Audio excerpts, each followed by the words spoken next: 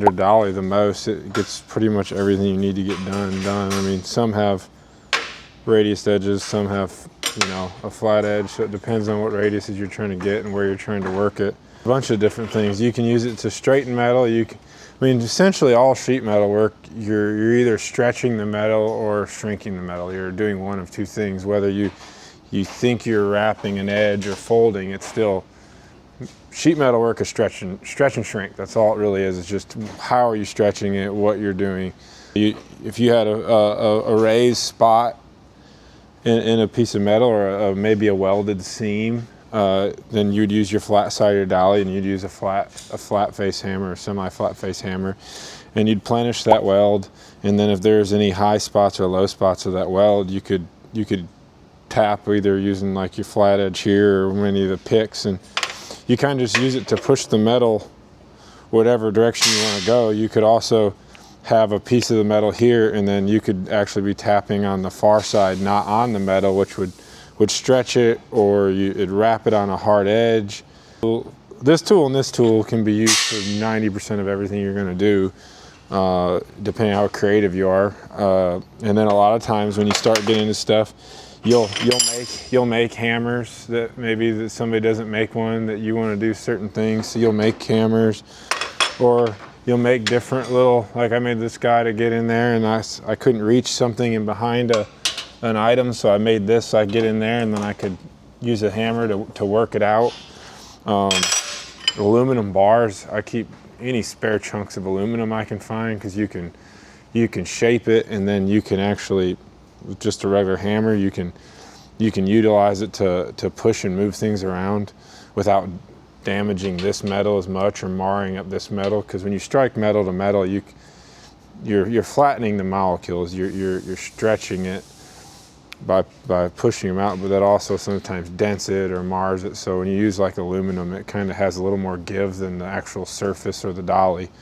So I can see the end of that's kind of tore up, because where I was working it was kind of rough on a weld, but I just ground this smooth, and then it doesn't damage my actual part. Like this part here, you could flatten this, but the factory was just so beat up over the years and been replaced and repaired. A big part of what we did is replace that whole top piece. So I could essentially take and, you know, with a hammer and a dolly, I could hit from the back side and raise this and work this back and forth and smooth that. But it's more cost effective just to cut all that out and do new on that situation. So that's what we did on that core support.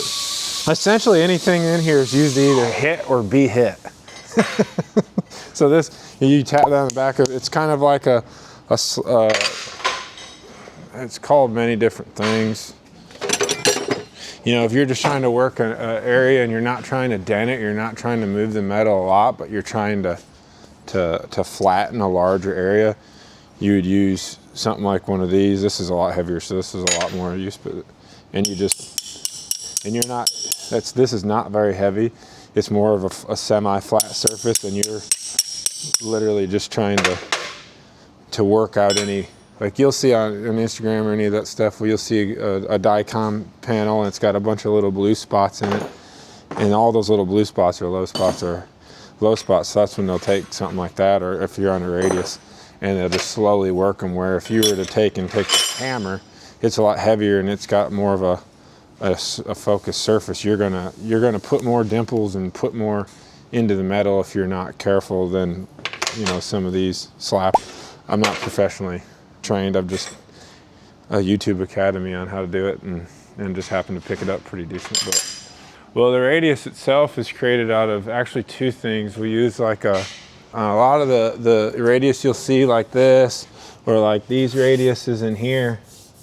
One of the easiest ways, or like these here, anytime you see any of that, the easiest way for us to do it, this is a tight radius, but you take like a bead roller, and then you would take like this die, and you would roll half the circle. You'd take your panel, and you'd almost butt them up square. They're gonna, as you shrink, they're gonna need to get a little shorter, but you could rough them in, and then you would roll half the radius on one panel And then if you're doing a 45, or you would do half the radius on each panel, and that would give you about a 90. And then what we do is then we can come in there and we can weld that seam, metal finish it, and then you'll see what you have there. You can kind of see in the back of these wheel wells. They've been ground some, but like where these grind marks are, that's where a weld was done, and then it was hammered and dollied and metal finished and planished, and then worked out and ground.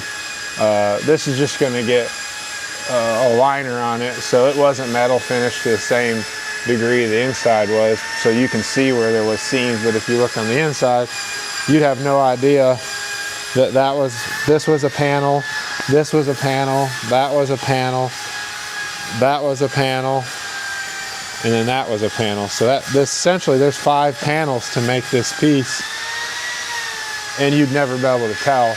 Now there's ways, if you had an English wheel, or you had a better English wheel, or you had like a shrinker stretcher, not like a manual one, but like a power hammer or something, you could metal form these radiuses, but we don't do that much coach work to invest in something like that.